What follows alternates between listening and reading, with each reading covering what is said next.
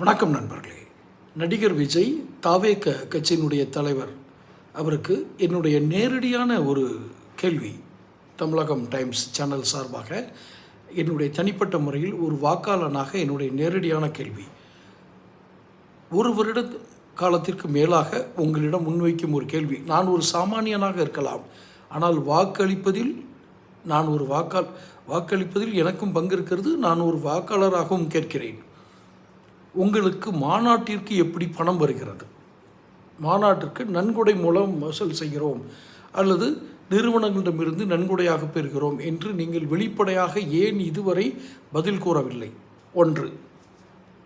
இரண்டாவதாக, மார்ட்டின் லாட்டரியினுடைய மருமகன் உங்களுக்கு நிதி ஆதாரமாக இருக்கிறார் என்ற சந்தேகம் வலுவாக பொதுமக்கள் மத்தியில் இருக்கிறது. இல்லை, அவர் எங்கள் கட்சிக்கு சும்மா உழைக்கிறாரு அப்படின்னு நீங்கள் ஒரு வார்த்தை சொல்லியிருந்தீங்கன்னா போதும். இன்னும் ஏன் இந்த பயம் வருது ஆதவ அர்ஜுனாவை பார்த்து அப்படின்னா, அவர் ஒன்றும் பெரிய அரசியல் கணக்கு புலின்னு நினச்சிட்டு நாங்கள் பயப்படலை. ஒரு சூதாட்டக்காரருடைய பின்னணியில் இருந்து வந்தவர். இதே சூதாட்டத்தை இவரும் தமிழகத்தில் புகுத்தி விடுவாரோ என்ற அச்சம் ஒவ்வொரு சாமானியனுக்கும், ஒவ்வொரு பொருளாதாரத்தில் பின்தங்கிய ஒவ்வொருவருக்கும் இந்த சந்தேகம் இருக்கிறது. சூதாடிகளை மேடையில் வைத்து கொண்டு இவர் நேரடியாக ஆதவ அர்ஜுனா நேரடியாக நமக்கு தெரியும், அவர் மாமனார் லாட்டரியில் அதிபர் அப்படின்னு.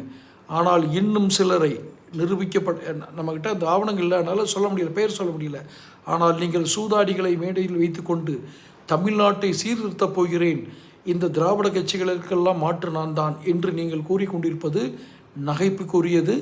அது எந்த விதத்திலும் மதிப்பும் பெறாது. உங்கள் கருத்துக்கள் மதிப்பு பெறாது.